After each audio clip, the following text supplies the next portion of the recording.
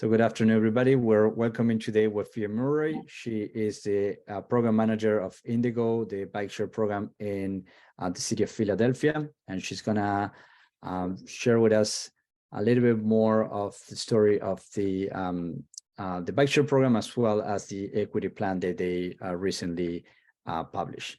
Waffiyyah? Hello, everyone. My name is Waffiyyah Murray.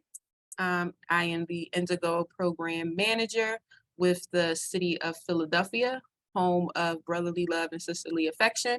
I'm looking forward to talking to you all today about our newly released Indego equity plan, and also just giving a bit of, background history about the Indego bike share program for those who are not familiar. So I am going to jump right in. So just to give some background on the program. So Indego is a public bike share program. We are a dock-based system. So we have docks installed throughout the city. So you check a bike out and you turn the bike at any dock and you can ride throughout the city of Philadelphia. We are Indego is owned by the city of Philadelphia.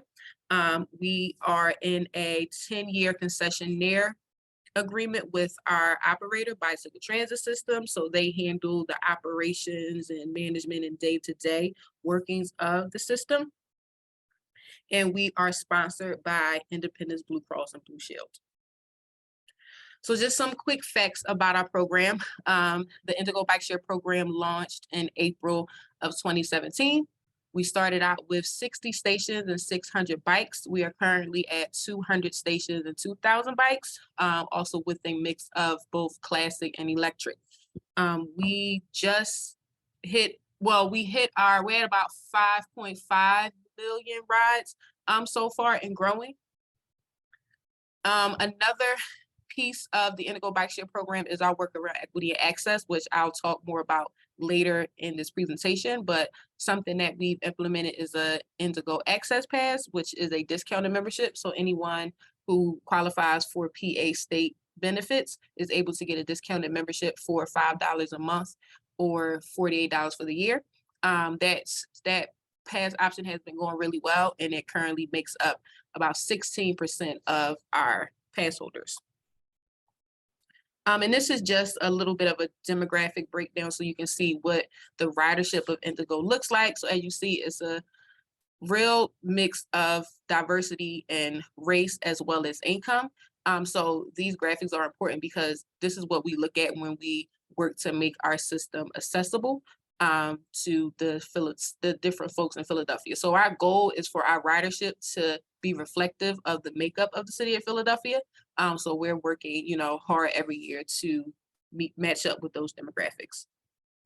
And then additionally, Indego is a founding partner and a current partner in the Better Bike Share Partnership, which is a national initiative focused on equity and access. So I heard the announcement made earlier about the BBSP mini grants. So yeah, I would definitely recommend sharing those out or applying if you're interested. So yeah, we work to, kind of as a living lab to test out ideas and show how you can be a bike share system or a share micromobility system that leads with equity and be successful. So Indego, we work to not only incorporate equity and access locally in Philadelphia, but with other cities and systems.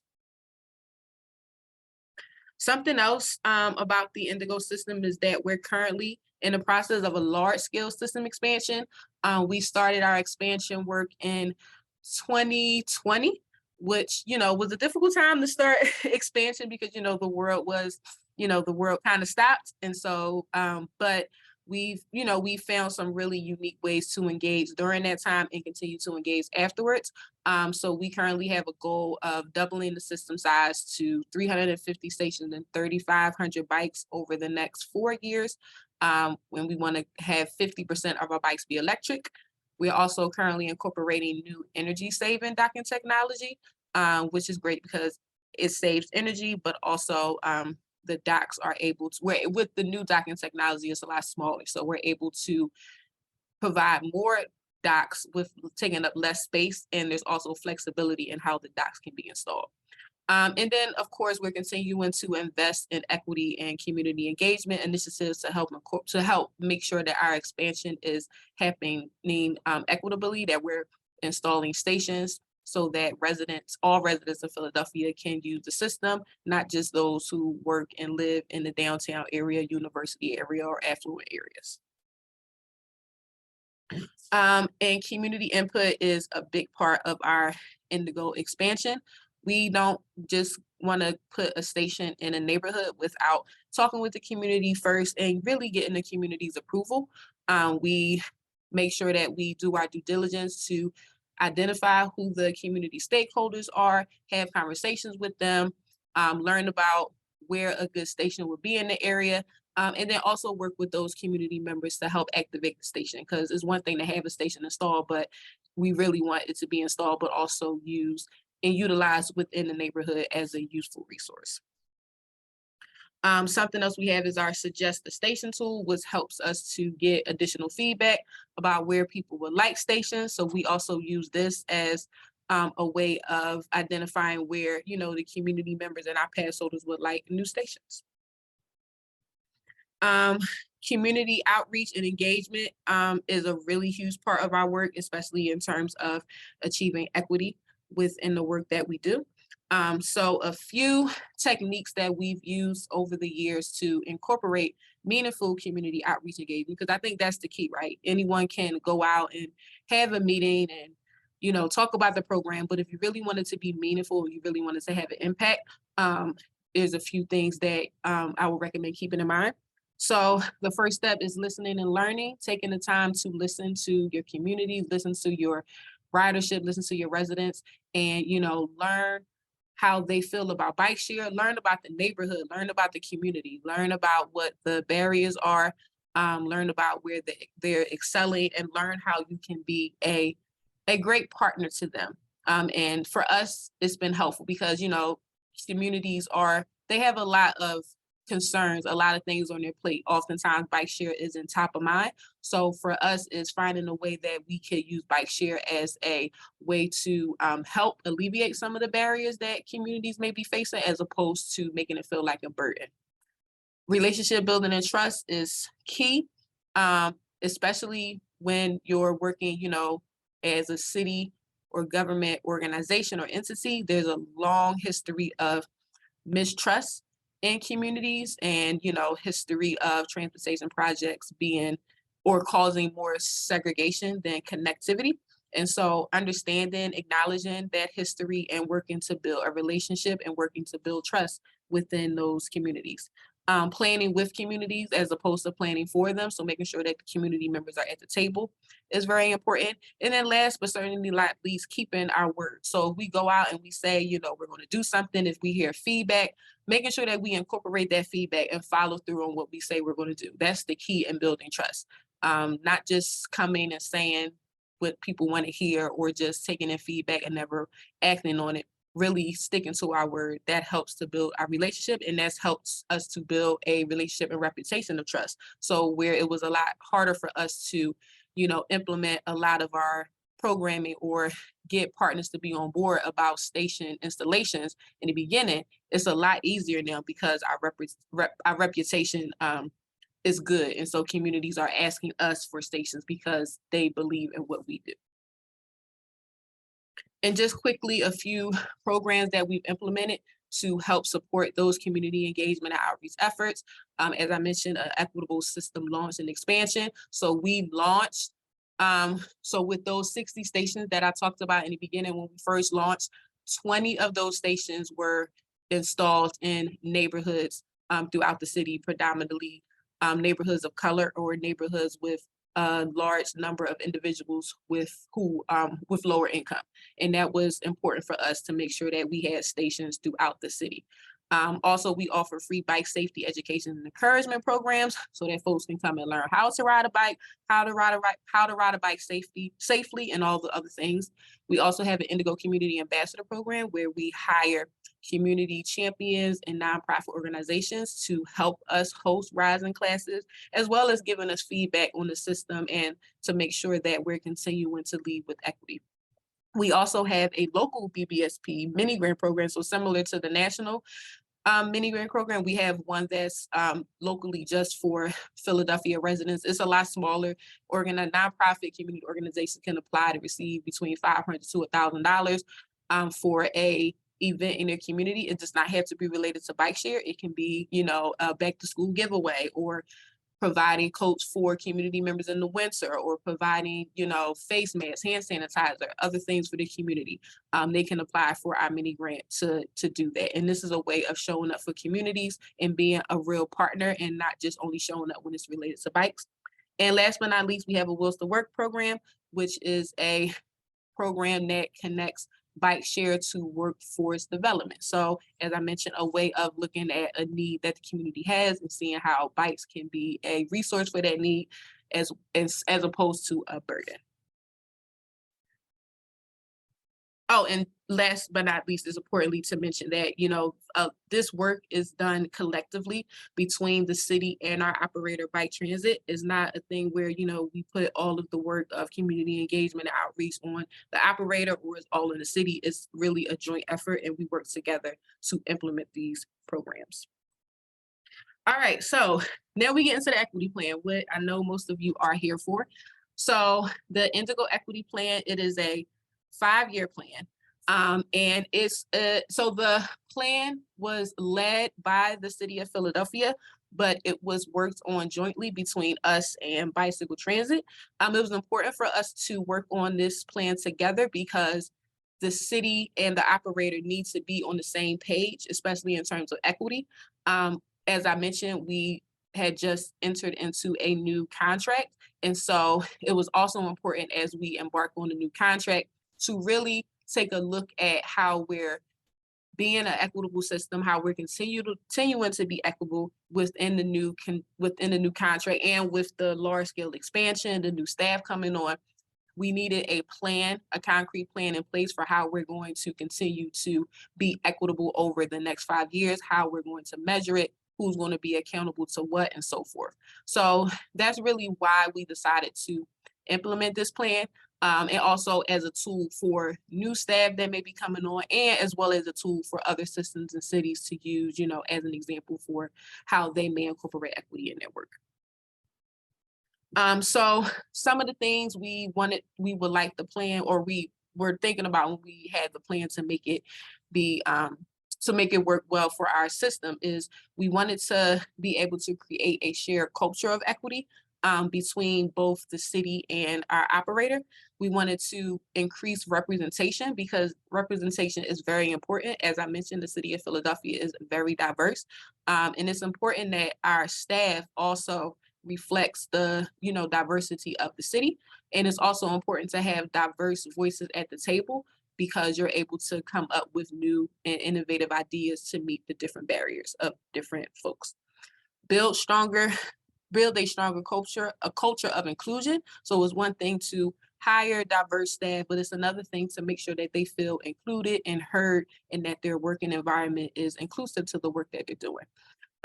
Making sure we're applying an equity lens to all of our organizational and programmatic initiatives. So, not just thinking about how we're applying equity to the programs that we implement, but also organizationally within our work. How are we making sure that our staff and our policies within our staff are also equitable? And then, as I mentioned, expansion is a huge piece of the work that we'll be doing over the next 4 years. And so making sure that that expansion is done equitably as well. So one of the things that was really important when we started the equity plan is to make sure that we had a definition of equity. Oftentimes when people, talk about, or when they make mission statements and they're like, we're going to implement equity in their work, and my question is, okay, how are you implementing equity? How are you defining equity? Because equity can be defined in multiple ways. So it was really important for us to have a shared definition of equity, and a definition that is shared and is agreed upon and understood by both the city and our operators, Bicycle Transit. So just briefly, this is the equity definition that we adopted. We wanted Indego to be an equitable bike share system equitable bike share system that is that increases access to affordable mobility options for people regardless of their race, ethnicity, income, gender, age, sexual orientation, primary language, immigration status, or other markers of social identity. An equitable bike share program Indego is planned and operated so that people from marginalized communities have the ability to influence decisions in a way that addresses their needs and concerns. So this was important for us to, as I mentioned, come up with this shared definition and use this as a marker for as we're building out the rest of the plan and building out the rest of the work to make sure that we're coming back to this definition and making sure that this is, what we're standing on throughout our work. Throughout our equitable work. So some of the goals that are listed in the plan, the first one is to improve transportation access for all people with particular attention for BIPOC communities and those facing economic challenges. So as I've said a lot throughout this presentation, the city of Philadelphia is very diverse, both in race, culture, ethnicity, and in income. And so it's important that we have programs and that we are making sure that when we implement these programs, we're having a lens of equity so that we're thinking about, if we implement a new program, who is this program who is this program supporting, but also who may it be leaving out. And if we come up with an idea of someone who may be left out, how can we help to alleviate those barriers or those challenges? Also making sure that Indego's pricing structure makes the system financially accessible to people with different economic challenges. So as I mentioned, we have our Access Pass, which helps, provide a discount for those with SNAP or state benefits. So that's a way for us to make sure our pricing structure is equitable, but also as we implement pricing structures, thinking about how people access the system, thinking about those that are unbanked, also thinking about just the process for signing up, making sure that we're having a lens and having a good grip on the process, and also knowing the different economic challenges that people may face.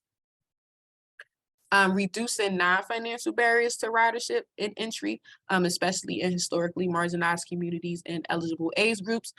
So this really goes into our community engagement work, making sure that we're, building that trust, because as I mentioned, sometimes people don't want to try out the bike share system or are nervous about trying something new, because oftentimes, especially when they hear or people from the city come to talk to them about something, it's just, it's unmet promises, or also they associate, something new with gentrification. All very valid points. And so making sure that we're looking at ways to alleviate those barriers to entry, giving folks a chance to try the bikes out for free, or try the bikes out with a group of folks, or also having, a trusted messenger share this with them, all techniques to help support that work. Continuing to prioritize community partnerships and relationship building in marginalized communities, so that it can, and also having it influence Indego in the decisions that we make. So that's a big piece. So prioritizing how we connect with community partners, identifying and taking the time to research the community and identify who those key stakeholders are and who those leaders are, and working to partner with them, but also having them have a voice in the decision-making process is also important. So not just bringing them to the table, but bringing them to the table in a very meaningful way is key. And last but not least, making sure that Indego's workforce will include the demographic diversity and perspectives of the city of Philadelphia. So just some next steps for us in implementing the work that is laid out in the plan. We're going to work on refining our data collection. So refining how we measure our work of equity and access, because it's one thing to do a lot, but it's great to be able to measure it to see, what's working well, what's not working well, where we can improve. We're also going to do some more focus groups. So we've done about 2 rounds of focus groups throughout Indego's lifespan. One focus group in the beginning of the Indego system launch to, help identify, barriers and other things. And then we did another set of focus groups about maybe 3 or 4 years ago. But it's time for us to do another round, as the system changes, as the world changes, as things change around us. It's important for us to, be able to check our work and be able to check in with, folks to see if there are new things that we should be working on. Refining our station utilization metrics. So making sure that, and we're working smarter, not harder, right? Making sure that we're looking at how we're rebalancing our system to meet our metrics effectively, how we can, add more stations where, we have high ridership or make a station larger. So really refining how we do that, and also working with like university partners and others to help us build out some of these tools. Identifying new riders and new partners to connect with, especially as we expand to new areas. Research different payment options to see how we can, expand our options to be able to support, folks with different economic challenges. Continuing to seek grant funds to help support, the purchase of stations, equipments, to help fund the work of equity and access and community building that we are prioritizing in this plan.